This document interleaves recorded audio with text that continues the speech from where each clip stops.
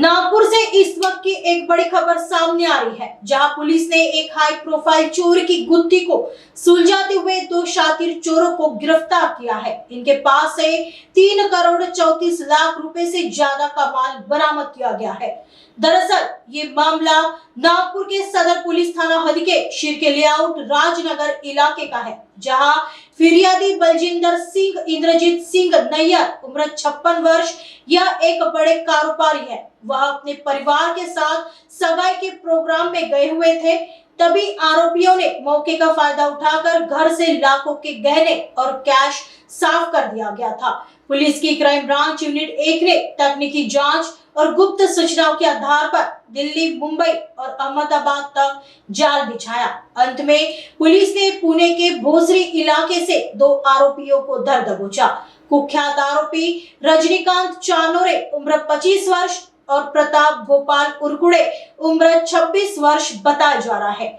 बता दें कि मुख्य आरोपी रजनीकांत चानोरे लग्जरी लाइफ जीने का शौकीन है। आरोपी चोरी के बाद फ्लाइट से सफर करता था और महंगे होटलों में रुकता था।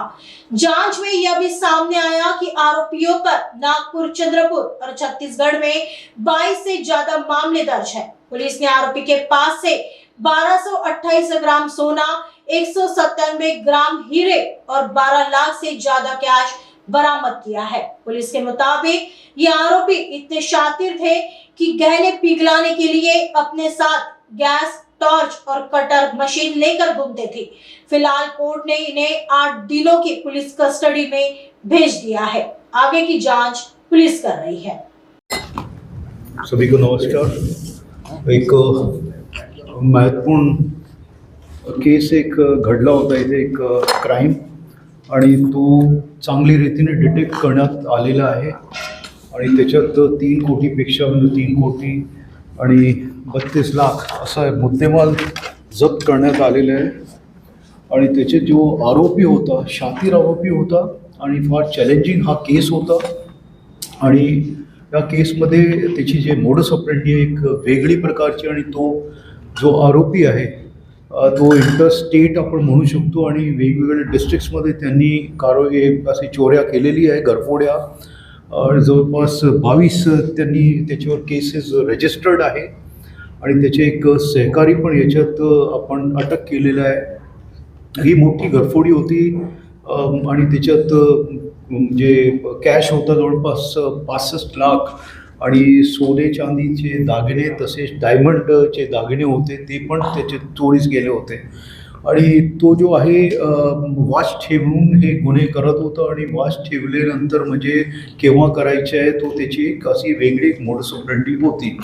आणि तो विमानाने ट्रॅव्हल करणे, स्वतः जिमला जाणे आणि प्रोटीन वगैरे हे त्याच्या म्हणजे त्याच्या हे राहण्याच्या हे होतं आणि पैसे भरपूर ते खर्च करतो। ज्यावेळेस त्याला अटक करण्यात आली होती त्यावेळेसही त्याच्याकडे 1,10,000 रुपये कॅश बरामद करण्यात आलेला आहे। आणि त्याचे जो सहकारी हे दोन्ही मूळ जे आहे भंडाऱ्याचे राहणारे आहे। आणि हे जे गुन्हा ज्या दिवशी घडला होता त्याचे नंतरच आपलं एक इतकी मोठी घरफोडी झालेली आहे, थोडासा संशय आम्हाला वाटत होता। परंतु जॉईंट CP, ॲडिशनल CP आणि सगळे वरिष्ठ अधिकाऱ्यांनी तिथे भेट दिली आणि त्याच्यानंतर जे सांगितलं तर आमचे ते काम सुरू झालं। आणि त्याच्यात आपले जे क्राईम ब्रांच युनिट 1चे जे PI आहे आणि डिटेक्शन ब्रांचचे DCP आणि त्यांची पूर्ण टीम याच्यात लागलेली होती आणि आम्हाला हिंट मिळालेली होती की कसे कसे कोण याच्यात असू शकतो आहे। तर त्याचे नंतर जे आहे सध्या तो हुडकेश्वरमध्ये राहत होता आणि ते किचनमधून आलं आणि ते सगळी सांगतील आपले क्राईम ॲडिशनल CP किंवा डिटेक्शन किंवा आपले जॉईंट CP साहेब। त्याच्यात जो बलजिंदर सिंग आहे इंद्रजीत नैयर, त्यांनी त्याच्यात फिर्याद दिलेली आहे। त्याचे घरात लग्न होतं आणि ते कलमेश्वरला गेले होते त्या दिवशी आणि फार कमी 3-1 तासामध्ये त्यांनी इतकी मोठी चोरी केली।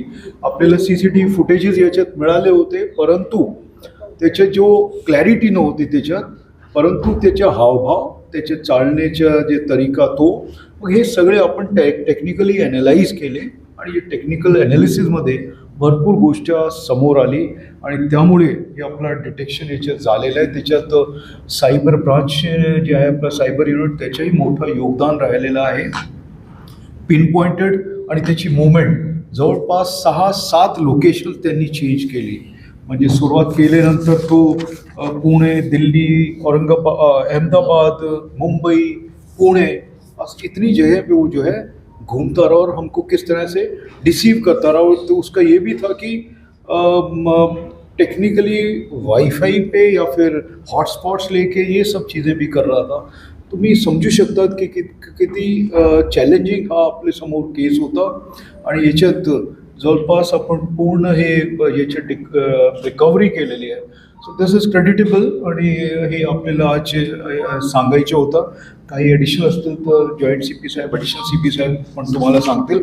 आणि असे जे गुन्हे आहे याच्यावर जसं मी सांगितलं 22 केसेस ऑलरेडी आहे याच्यावर आणि आपण त्याच्यावर स्ट्रॉंग प्रिव्हेंटिव्ह ॲक्शन जे होऊ शकतोय ते आपण करणारच.